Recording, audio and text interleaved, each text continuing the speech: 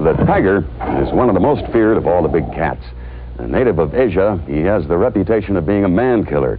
But if he's free to do as he pleases and has an open escape path, he will usually avoid people. Unfortunately, if he feels threatened or is being mistreated, he can suddenly turn into a vicious killer. When working with a tiger, treat him with great respect. Be sure to leave him an easy escape route, and whatever you do, don't tease the tiger.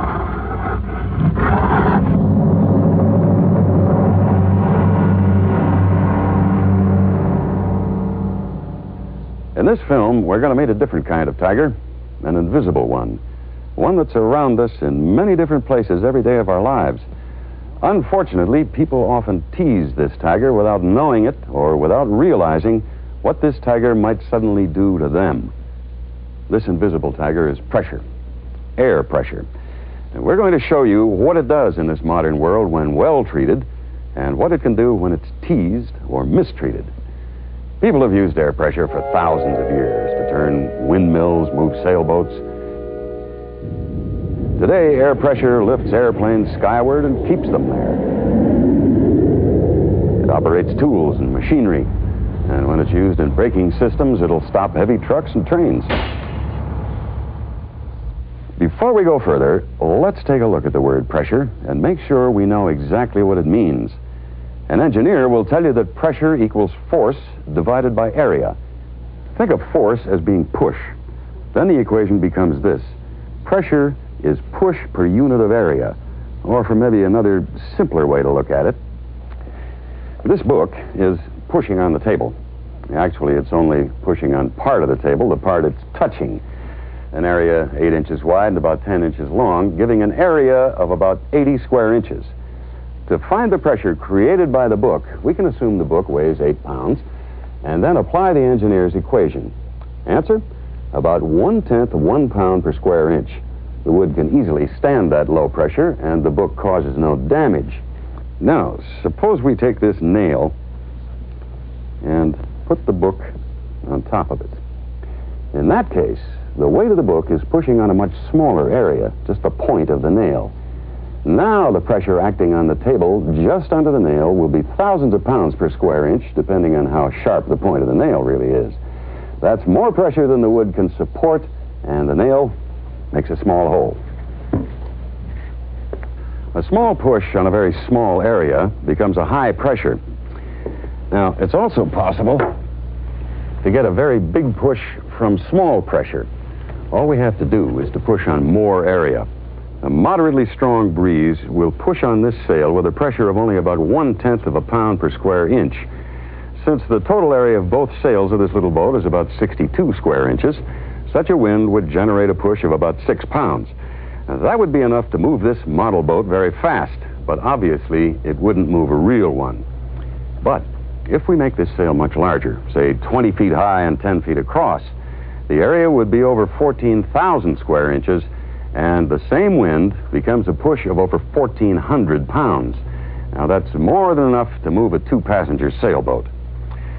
The important point is that a small pressure acting on a large area can become a very big push, and that big push is a tiger. Meet Al King, Executive Deputy Director of the United States Parachute Association.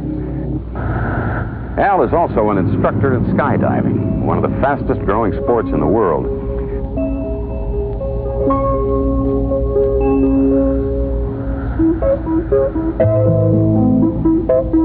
When he and his students skydive at 15,000 feet, they know that air pressure under their chutes will allow them to land safely and gently on the ground. Just how much pressure are we talking about? Less than 1/10 of a pound per square inch. That's right, less than 1/10 of 1 psi. But it's pushing on a lot of square inches. Here's another example. Air pressure on the bottom of the wings of this 747 is just slightly greater than air pressure on the top of the wings. In fact, the difference is less than 1 pound per square inch. A very small pressure acting on a large area can make a big push. In the oil business, people work with high pressure every day. Here's what happens if water plus nitrogen gas under 8,000 psi is not treated with respect It's a big tiger.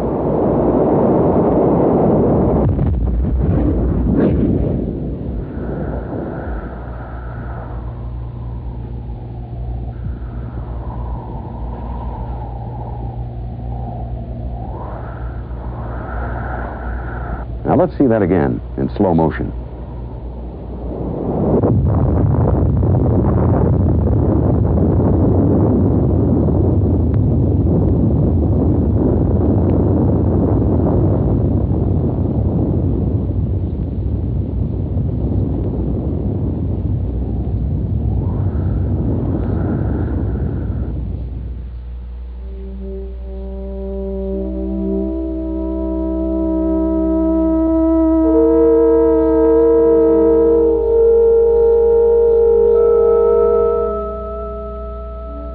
Now, that was high pressure acting on a small area.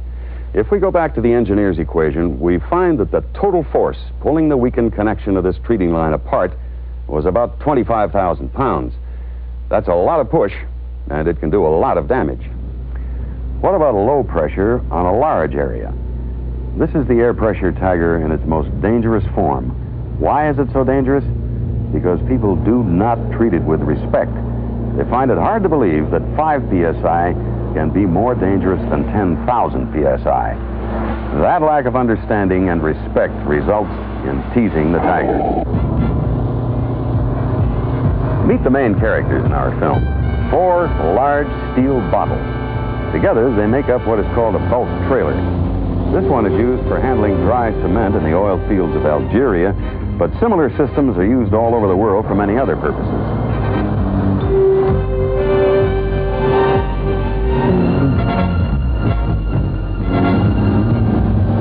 When air is forced inside big containers like these, it becomes a fierce tiger.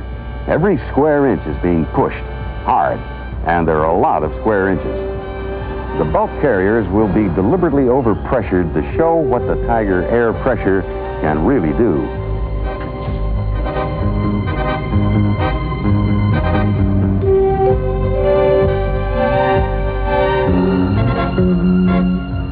There's a lot of preparation needed to record this event on film. Here's the camera crew getting ready for some preliminary shots.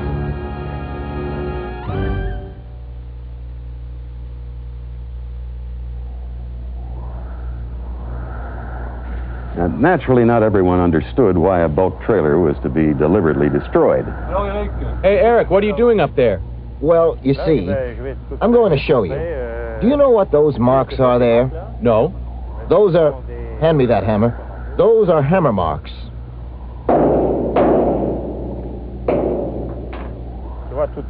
You see, all those marks were made by hammer blows, and all the marks on these tanks were made by people who don't realize how dangerous it is to work with pressurized tanks, even if it's low pressure. Obviously, these tanks are not pressurized now, but what we want to do is to explode them to really show the potential danger of working with large volumes of air under pressure. So because of these marks, you're making this demonstration? Yes. We have chosen the old tanks, which do not meet our safety standards any longer, because of the weldings which are not correctly placed, the main supports are not right, and they don't have pressure relief valves at the top. Therefore, we had junked them several months ago, and now we are going to deliberately cause them to explode. Do you know exactly what's going to happen?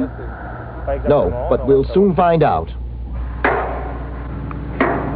Thousands of people have hit thousands of pressurized cement silos hundreds of thousands of times, and nothing has happened.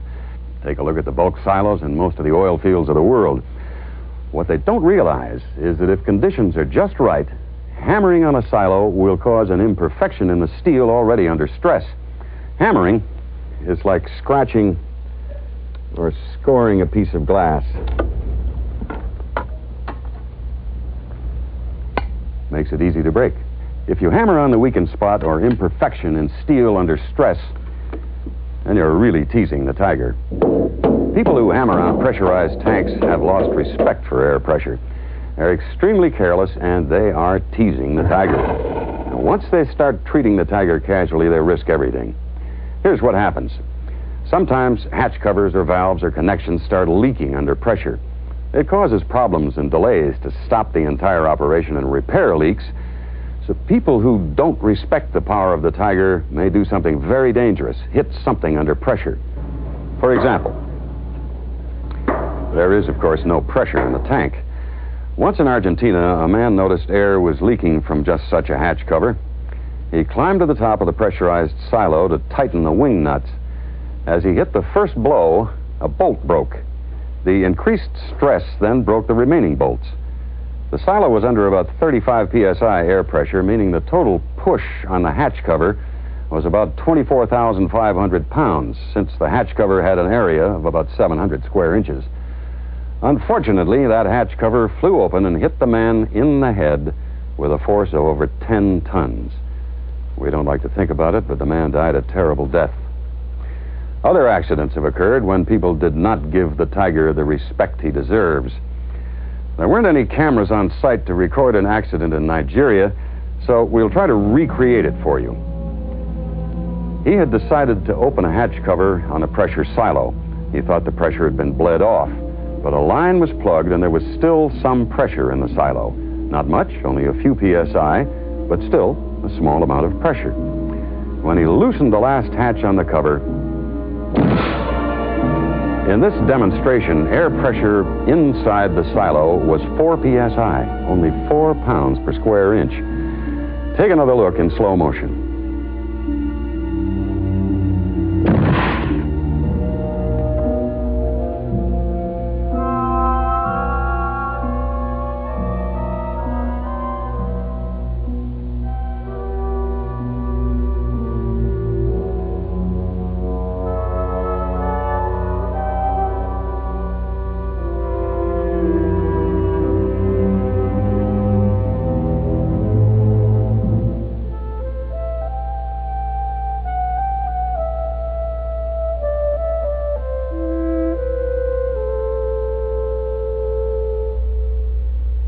Look what those 4 pounds per square inch did to this mannequin. In the accident in Nigeria, the man was not killed.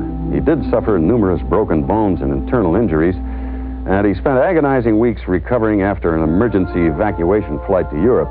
But he did live. Others have not been so lucky. An accident in the Middle East involved a silo with an estimated 3 psi trapped inside. When the hatch cover struck a man a glancing blow on the head, he suffered permanent brain damage. Somehow, the Tiger, air pressure, had not been treated with respect. Just what should you do to avoid teasing the invisible Tiger? Let's ask Al King, the skydiving instructor, what he and his students do. Maintaining the canopy in proper condition and working order is obviously absolutely necessary. If we don't, we end up exposing ourselves to unnecessary risk and possible death.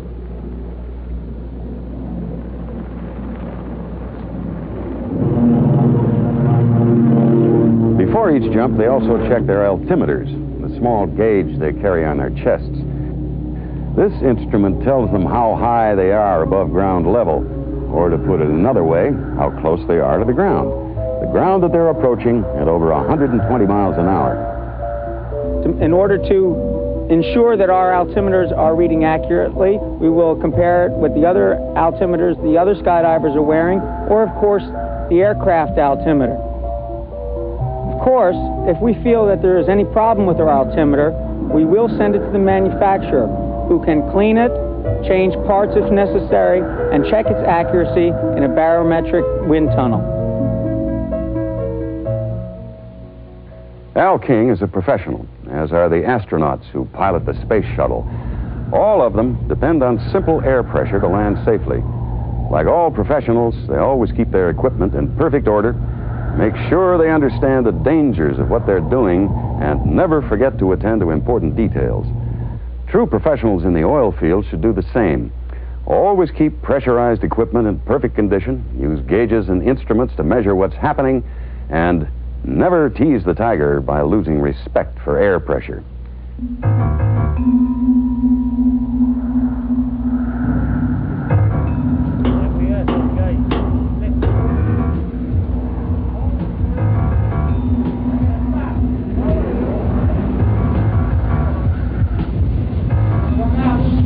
three largest silos were to be pressurized one at a time while everyone watched expectantly.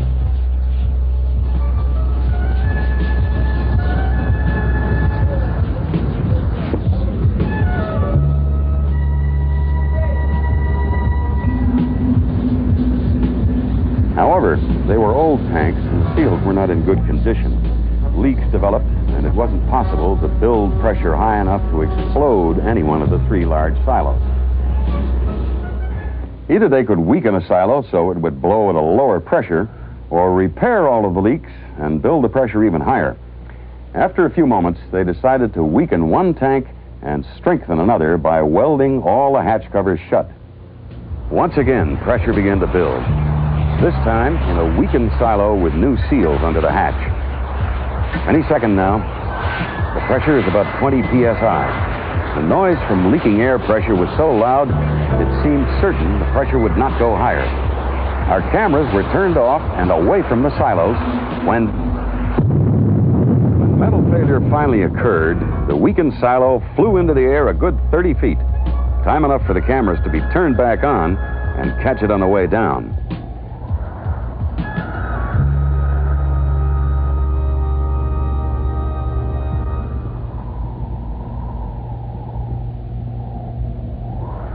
Here's a good indication of the true power of the Tiger. At the instant the silo failed at the weakened points, force or push on the top was about 300,000 pounds.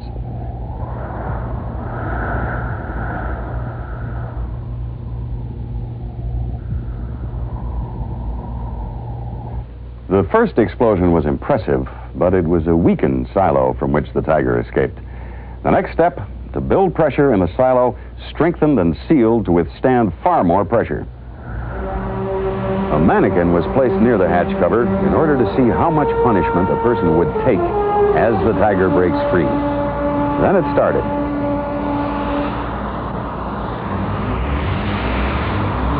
This time, pressure built rapidly. And suddenly, the silo began to expand, to swell, to stretch.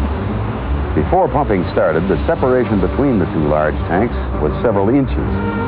Now the narrow gap had closed until the two silos were almost touching. Proof that the Tiger was exerting his tremendous strength to break free. And then...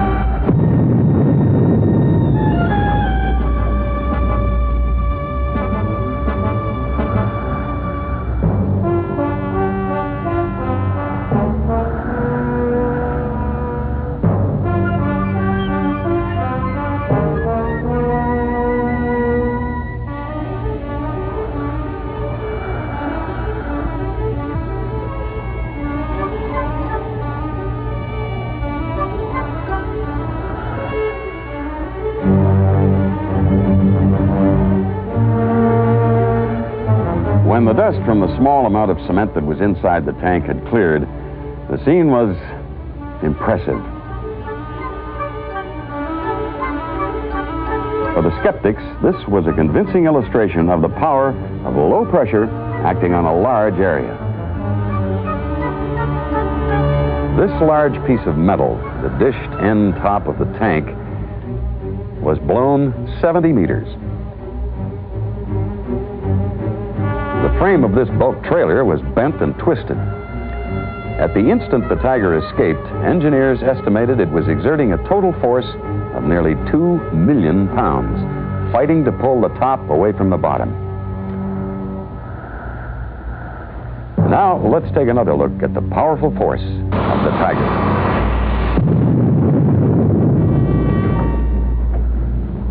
The powerful force of large volume, low pressure, 2 million pounds of force, an example none of us should forget.